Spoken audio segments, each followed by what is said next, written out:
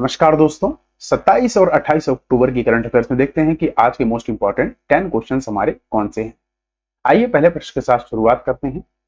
तो पहला प्रश्न है हमारा, भारत के जनरेटिव एआई क्षेत्र द्वारा हाल ही में विकसित एक नए भाषा मॉडल का नाम क्या है? अभी बताए। भारत का जो जनरेटिव एआई है ना, उसने एक लार्ज मॉडल, जिसे कहते हैं लार्ज लैंग्वेज मॉडल, ये अभी विकसित किया है। तो इसका नाम पूछा गया है। ए सर्वम, बी हनुमान, सी संपन्न या डी समृद्धि। ध्यान रखिए, इसका नाम है ए सर्वम। ठीक है, ये सर्वम ऐसे लिखा देंगे, माँ जो होता है साइलेंट होता है ऊपर। इसके मोस्ट इंपॉर्टेंट अगर पॉइंट की हम बात करें तो भारत के जनरेटिव एआई क्षेत्र में, ठीक है, ध्यान रखिए, इंडिया जे एआई जनरेटिव में इस सेक्टर ने अभी जो नया बड़ा भाषा मॉडल लॉन्च किया है ना, सर्वम एक नाम है इसका, ये ध्यान रखिएगा आपको। ठीक है, यह मॉडल विशेष रूप से भारतीय भाषाओं के लिए डिजाइन किया गया है और ओपन सोर्स है। अच्छा, ओपन सोर्स क्या होता है? ओपन सोर्स वो होता है ना जिसमें information time to time gather होती रहती है, टाइम टू टाइम बढ़ती रहती है, ये आपको ध्यान रखना है। ठीक है, इसकी गैदरिंग होती रहती है। और क्लोज सोर्स क्या होता है? जिसके अंदर जो इन्फॉर्मेशन डाल दी वो क्लोज जाता है। ओपन सोर्स में ना इन्फॉर्मेशन आती रहती है टाइम टू टाइम, ऐसे है ओपन सोर्स। ठीक है, इसे बोलते हैं ओपन सोर्स, ये आपको ध्यान रखना है। आर्टिफिशियल इंटेलिजेंस से जुड़े सभी प्रश्नों को यहाँ आपको मैं रिवाइज करवा दे रहा हूँ, एग्जाम पॉइंट ऑफ व्यू से बहुत इंपॉर्टेंट है। जैसे हनुमान है ना, ये रिलायंस ने इंट्रोड्यूस किया है। ठीक है, किसने किया है? रिलायंस का एआई चैटबॉट है। ठीक है, ये आपको ध्यान रखना है। जैसे ध्यान रखें, एआई सुरक्षा अगर पूछा ना, आर्टिफिशियल इंटेलिजेंस जो सुरक्षा है, इसका पहला शिखर सम्मेलन कहाँ जीतेगा? तो यूनाइटेड किंगडम के ब्लेचले में 2023 में। एआई सुरक्षा पर दूसरा शिखर सम्मेलन। एआई सुरक्षा क्या है? आर्टिफिशियल इंटेलिजेंस में इससे कैसे सुरक्षा की जा सकती है और इसकी कैसे सुरक्षा की जाए, क्योंकि यह हानिकारक भी हो सकता है ना। तो उसी से मिलता जुलता जो सम्मेलन हुआ था, ये सियोल के दक्षिण कोरिया में हुआ था 2024 में। सियोल राजधानी है दक्षिण कोरिया की। अगला है हमारा तीसरा, किस आर्टिफिशियल इंटेलिजेंस से पीएम मोदी के भाषणों का तमिल में अनुवाद किया है? अच्छा देखिए, आपको पता है हमारे पीएम जो नरेंद्र मोदी जी हैं, वो किस में बोलते हैं? हिंदी में। ये हिंदी को किस में कर दिया गया है? हिंदी को तमिल में। तो इसका जो ऐप का नाम है ना, वो भाषिनलाई है। ये आर्टिफिशियल इंटेलिजेंस बेस्ड ऐप है। अगला है, सुप्रीम कोर्ट ने भी एआई आधारित क्षेत्रीय भाषा अनुवाद उपकरण लॉन्च किया, उसका नाम क्या है? सुभाष। अपने घर में किसी का नाम हो ना, सुभाष बोल देना, सुप्रीम कोर्ट का। ठीक है, एआई आधारित क्षेत्रीय भाषा मतलब कि भाई सुप्रीम कोर्ट की जो भी भाषाएं होंगी ना, जैसे सपोज करो कि भैया बिहार में है बिहारी, ठीक है, आपका मैथिली हो गया, उत्तर प्रदेश में भोजपुरी, तो इन सब भाषाओं में इसका अनुवादन होगा। अगला है, ओला ने भारत का पहला एआई मॉडल लॉन्च किया, उसका नाम है कृत्रिम, ठीक है, जनरेटिव एआई प्लेटफॉर्म। टोपाज नाम है, किसने बनाया है? इन्फोसिस। भैया इन्फोसिस बहुत बड़ी सॉफ्टवेयर कंपनी है। अगला है ओपन एआई, चैट जीपीटी ने बनाया है इसको। जीपीटी की फुल फॉर्म देखो, कई बार एग्जाम्स में पूछी जा चुकी है, ये जो इसकी फुल फॉर्म है, ठीक है, ये आपको ध्यान रखना है। फुल फॉर्म है जनरेटिव प्री ट्रेन ट्रांसफॉर्मर। ठीक है, रशिया का एआई चैटबॉट का नाम है गीगा चैट। ठीक है, यहाँ के जो प्रेसिडेंट है वो कौन है?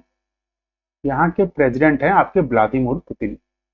ठीक है, व्लादिमीर पुतिन, ये ध्यान रखिएगा। अभी इनका युद्ध चल रहा है किसके साथ? यूक्रेन के साथ।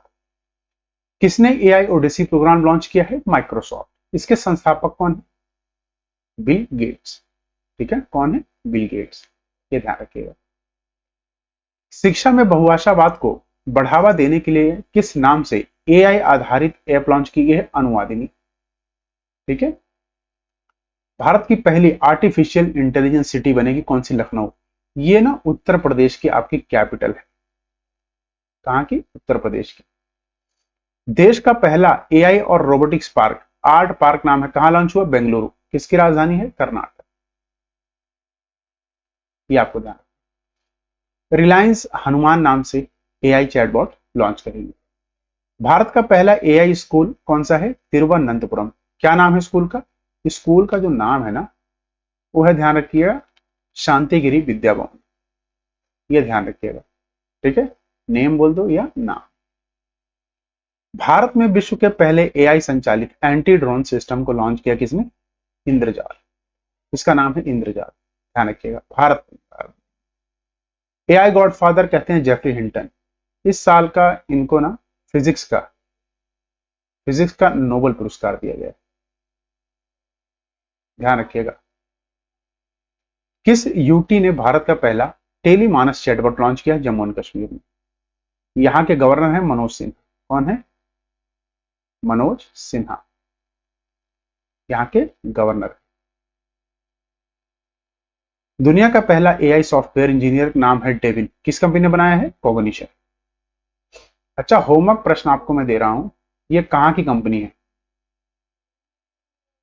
कहां की है ये आप मुझे बताएंगे कमेंट बॉक्स। अगला प्रश्न देखते हैं। अगला प्रश्न है भैया कि where is the India Mobile Congress 2024 organised? India Mobile Congress, जिसे आईएमसी कहते हैं, इसका आयोजन कहां किया गया? A Goa, B Kurukshetra, C Nai Delhi या डी वाराणसी। इसका सही उत्तर ध्यान रखिएगा सी। अभी हाल ही में नई दिल्ली में इसका आयोजन किया गया है। ठीक है, तो इंडिया मोबाइल कांग्रेस 2024 नई दिल्ली में आयोजित किया गया। आर्टिफिशियल इंटेलिजेंस एक केंद्रीय विश्व के रूप में प्रकाशित किया गया है। इसमें ध्यान रखिएगा, इसमें इंडिया मोबाइल कांग्रेस में आर्टिफिशियल इंटेलिजेंस पे जोर दिया गया है। अगर पूछा जाए थीम क्या है 2024 की? भविष्य अब है। ठीक है, क्या है? भविष्य अब है, द फ्यूचर इज नाउ। वहीं भारत की एयरटेल जो है ना, इसने भारत का पहला AI powered spam detection tool बनाया है। अगर पूछा जाए किसने बनाया तो भारतीय एयरटेल। स्पैम क्या होता है? जो गलत कॉल होती है, क्या? गलत फ्रॉड कॉल। कौन सी होती है? गलत फ्रॉड कॉल, ये ध्यान रखिएगा, उनको स्पैम कहते हैं। जो स्पैम कॉल और संदेशों को निपटने के लिए रियल टाइम अलर्ट प्रदान करेगा, आपको बता देगा कि भैया ये स्पैम कॉल है, इससे बचिए। एरिक्सन कंपनी ने आपात स्थिति में सहायता के लिए रॉकी नाम एक 5G संचालित रोबोट कुत्ता पेश किया है। नोकिया स्थिरता के उद्देश्य से 5G, 6G और एआई में प्रदर्शित प्रौद्योगिकियां लाएगा।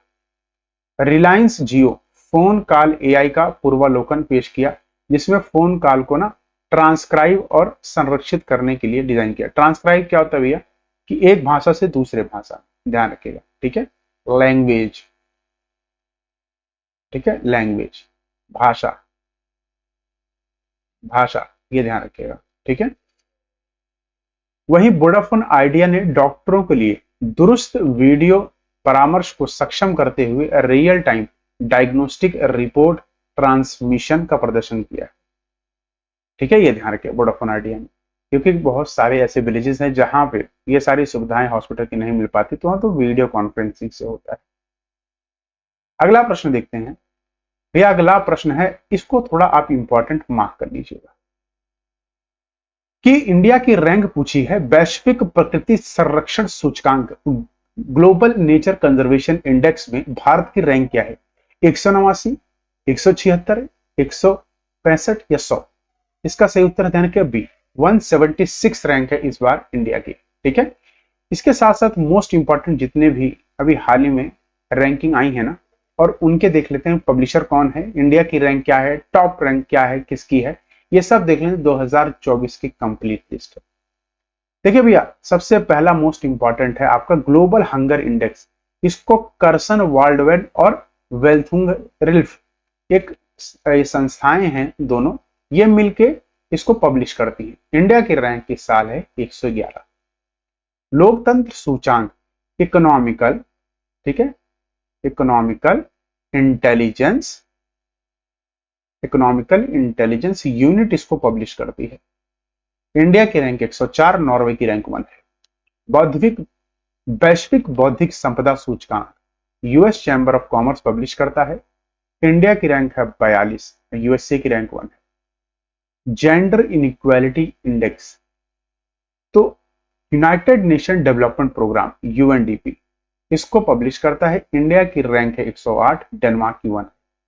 मानव विकास सूचकांक, ये देखिए ये बहुत इंपॉर्टेंट है। ये सारे जो ये लिस्ट है ना, इसका आप स्क्रीनशॉट ले लीजिए, इसको बार बार रिवाइज करिए। इसमें से 100% कह रहा हूं आपके 2 प्रश्न पक्के हैं, किसी भी एग्जाम में एटलीस्ट 1 प्रश्न तो पक्का आएगा। ठीक है, ये ध्यान रखिएगा। तो मानव विकास सूचकांक में इंडिया की रैंक है 134, स्विट्जरलैंड रैंक 1 पे। वर्ल्ड प्रेस फ्रीडम इंडेक्स में रिपोर्टर्स विदाउट बॉर्डर्स को पब्लिश करता है, इंडिया की रैंक है 159, नॉर्वे की rank 1। Travel and tourism development in world economic forum publish करता है, इंडिया की रैंक है 39, यूएसए की रैंक 1 है। Global cities index New York rank 1 पे है, दिल्ली की रैंक है 350। एनवायरमेंटल परफॉर्मेंस इंडेक्स इंडिया की रैंक 176, एस्टोनिया की रैंक 1। ध्यान रखिएगा, आपके लिए आसान हो गया ना, एनवायरमेंटल परफॉर्मेंस भी 176 है, अभी मैंने पूछा था ग्लोबल, ठीक है, क्लाइमेट आपका कंजर्वेशन वो भी 76 है। सिप्री आर्म्स की जो टॉप इंपोर्टर इसमें है ना, आर्म्स की लिस्ट प्रोवाइड करता है इंडेक्स कि इसमें सबसे बड़ा इंपोर्टर कौन है, भारत, और टॉप एक्सपोर्टर है USA. Global unicorn index Hurun publish करता है, इंडिया की रैंक है 3, यूएसए की 1 और चाइना की 2। Corruption perception index transparency international publish करती है, इंडिया की रैंक है 93, डेनमार्क की रैंक 1। ये ध्यान रखिए। फिर मैं कहूंगा आप सबसे निवेदन है, इसका स्क्रीनशॉट लेके इसको आप अपना डिस्प्ले पे लगा दिए मोबाइल के, इसको बार बार मैं कह रहा हूं रिवाइज करो, बार बार, ठीक है, इसको रिवाइज करो, ये ध्यान रखना आपको, ठीक है। उसी के साथ साइबर क्राइम इंडेक्स इंडिया की रैंक है 10, टॉप पे है यूएसए। विश्व खुशहाली रिपोर्ट यूएनएसएसडीएन से पब्लिश करता है, इंडिया की रैंक है 126, फिनलैंड की रैंक 1 है। Global fire power index India की रैंक है 4 और टॉप पे है यूएसए। बिजनेस एनवायरमेंट रैंकिंग में इकोनॉमिकल इंटेलिजेंस यूनिट पब्लिश करता है, इंडिया की रैंक है 51, सिंगापुर की 1। टॉम टॉम ट्रैफिक इंडेक्स की बात करें तो रैंक 1 पे है लंदन, बेंगलुरु रैंक 6 पे। हिम तेंदुआ रिपोर्ट, टोटल जो तेंदुए हैं ना भारत में 718 हैं, सबसे ज्यादा है लद्दाख में, कितने, 477, और सबसे कम है जम्मू एंड कश्मीर में 9। स्वच्छ सर्वेक्षण की अगर बात करें 2023 की, रैंक 1 है इंदौर की और सूरत, 2 शहर। 1 लाख से कम आबादी में शाश्वत शहर महाराष्ट्र में। सबसे स्वच्छ छावनी बोर्ड महू छावनी बोर्ड, कहां पर है महू, मध्य प्रदेश। सबसे स्वच्छ गंगा शहर वाराणसी और प्रयागराज। सफाई मित्र शहर चंडीगढ़, ठीक है, ये ध्यान रखिएगा। अगला प्रश्न है 17वां शहरी गतिशीलता भारत सम्मेलन कहां आयोजित किया गया, तो अर्बन मोबिलिटी इंडिया कॉन्फ्रेंस की बात हो रही है, 17th एडिशन की। ए मुंबई, बी बेंगलोर, सी गुजरात या डी नई दिल्ली। तो ध्यान रखिएगा, हाल ही में इसका अनावरण जो हुआ है ना, वो आपके गुजरात में, ठीक है, कहां पे, गुजरात में। गुजरात के कहा, गांधीनगर, कहा, गांधीनगर, ये आपको ध्यान रखना है, ठीक है। वही मोस्ट इंपॉर्टेंट इसके पॉइंट की बात करें तो 17वां एडिशन था ये अर्बन मोबिलिटी इंडिया सम्मेलन, ठीक है। और प्रदर्शनी कहां पे इसकी, गांधीनगर गुजरात में की गई थी। यह आयोजन भारत में शहरी परिवहन को बेहतर बनाने के लिए किया गया था। मुख्य फोकस इसका किस है, शहरी गतिशीलता को बेहतर करना। देखिए आपको पता ही होगा, खासकर आप जो भी मेट्रोपॉलिटन सिटी है, चाहे बेंगलोर हो, ठीक है, या दिल्ली हो, ठीक है, या मुंबई हो, यहां पर आपने देखा होगा कि कितना ट्रैफिक जाम होता है। उसको स्मूथ करना सबसे बड़ा चैलेंज बन गया है पूरे भारत का, क्योंकि यहां पर ना तो समय पे आदमी ऑफिस पहुंच पा रहा है, ना समय पे अपने घर पहुंच पा रहा है। यह नागरिकों के लिए कनेक्टिविटी और यात्रा को बेहतर करेगा, यह ध्यान रखिएगा उसका उद्देश्य। इसका उद्देश्य शहरी क्षेत्रों में दक्षता और पहुंच को सुधार करना है, यह ध्यान रखिएगा, ठीक है। अच्छा, अगर कहूं गांधीनगर के आपके गुजरात के गवर्नर हैं आचार्य देवव्रत और चीफ मिनिस्टर हैं भूपेंद्र पटेल। अगला प्रश्न देखते हैं। अगला प्रश्न है, कौन सा देश 2025 में खो खो विश्व कप चैंपियनशिप की मेजबानी करेगा, ए भूटान, बी नेपाल, सी भारत या डी पाकिस्तान। इसका सही उत्तर है क्या, सी, भारत इसकी मेजबानी करेगा खो खो की, ठीक है। पहला संस्करण होगा जिसकी मेजबानी भारत ये करेगा। तो kho kho federation of India और इंटरनेशनल खो खो फेडरेशन ने घोषणा की तो उद्घाटन जो समारोह खो खो का विश्व कप का ना 2025 में खेला जाएगा, जिसकी मेजबानी भारत करेगा। तो प्रश्न आपसे यहाँ ये भी पूछा जा सकता है कि भैया खो खो विश्व कप पहला इसका संस्करण कब हुआ था, तो ध्यान रखिएगा 2025, ये भी बात ध्यान, ठीक है। कौन करेगा, भारत। अगला प्रश्न देखते हैं। भैया हमारा अगला प्रश्न है कि अंतरराष्ट्रीय एनिमेशन दिवस कब मनाया जाता है, ए 26 अक्टूबर, बी 24 अक्टूबर, सी 20 अक्टूबर या डी 28 अक्टूबर। तो इसका सही उत्तर है, ध्यान रखिए 28 अक्टूबर, ठीक है, 28 अक्टूबर को मनाया जाता है। आइए इसी के साथ साथ अक्टूबर के मोस्ट इंपॉर्टेंट डेज यहाँ रिवाइज कर लेते हैं। जैसे ध्यान रखिए 1 अक्टूबर को ना वर्ल्ड वेजिटेरियन डे मनाया जाता है। 2 अक्टूबर को गांधी जयंती, इस दिन गांधी जी का जन्म होता है। गांधी जी का जन्म पोरबंदर गुजरात। इसके साथ साथ हम अंतरराष्ट्रीय अहिंसा दिवस मनाते हैं। 3 तारीख को हम जर्मन यूनिटी डे मनाते हैं। 5 अक्टूबर को वर्ल्ड टीचर्स डे, ठीक है, जिन पे मैं मार्क कर रहा हूँ इंपॉर्टेंट है बहुत ज्यादा, विश्व शिक्षक दिवस। 6 अक्टूबर को वर्ल्ड सेरिब्रल प्लासी डे। 7 अक्टूबर को वर्ल्ड हैबिटेट डे। 8 अक्टूबर को इंटरनेशनल एयरफोर्स डे, भारतीय वायुसेना दिवस। 10 अक्टूबर को वर्ल्ड मेंटल हेल्थ डे, ये भी इंपॉर्टेंट है। इंटरनेशनल गर्ल चाइल्ड डे 11 अक्टूबर को। 12 अक्टूबर को वर्ल्ड आर्थराइटिस डे। 13 अक्टूबर को ब्रेस्ट कैंसर अवेयरनेस डे। ये इंपॉर्टेंट है क्योंकि आप देखिए ब्रेस्ट कैंसर अभी हाल ही में बहुत ही प्रिवेलेंट डिजीज बन गई है, औरतों के अंदर बहुत ज्यादा पाया जा रहा है। 15 अक्टूबर को वर्ल्ड स्टूडेंट डे, किसके लिए भैया, तो हॉनर करने के लिए एपीजे अब्दुल कलाम। 17 अक्टूबर को इंटरनेशनल अभिधम्म दिवस। 20 अक्टूबर को वर्ल्ड स्टैटिक्स डे और 24 अक्टूबर को वर्ल्ड पोलियो डे। ये भी ध्यान रखिए, बहुत इंपॉर्टेंट है, ठीक है। अच्छा, किन कंट्रीज में भी पोलियो है, तो ध्यान रखिएगा, एक अफगानिस्तान, ठीक है, एक अफगानिस्तान और दूसरा पाकिस्तान, इनमें अभी पोलियो है, ठीक है, ये ध्यान रखिएगा, पोलियो अभी इनमें है। अगला प्रश्न है हमारा कि हाल ही में भारतीय सांस्कृतिक संबंध परिषद ने किस शहर में बौद्ध भिक्षुओं और विद्वानों का सम्मेलन आयोजित किया है?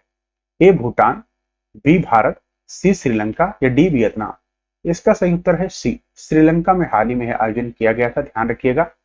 तो भारतीय सांस्कृतिक संबंध परिषद आईसीसीआर, अर्थात आईसीसीआर किसके संबंधित में काम करता है, कौन सी मिनिस्ट्री के अंदर आता है, तो फॉरेन मिनिस्ट्री, ठीक है, किसके अंदर, फॉरेन मिनिस्ट्री, ये आपको ध्यान रखना, इसके अंदर काम करता है ये।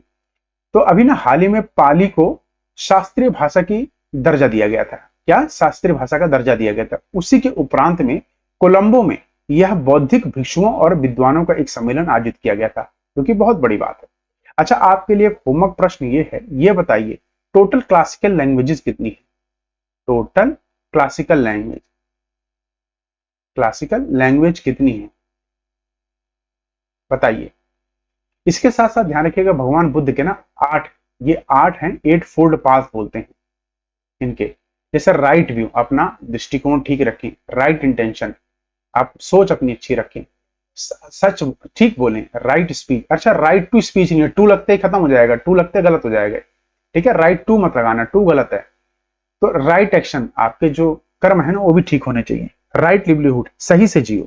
राइट एफर्ट, सही कार्य करो। राइट कंसंट्रेशन, अपनी दिशा आपकी बिल्कुल ठीक होनी चाहिए।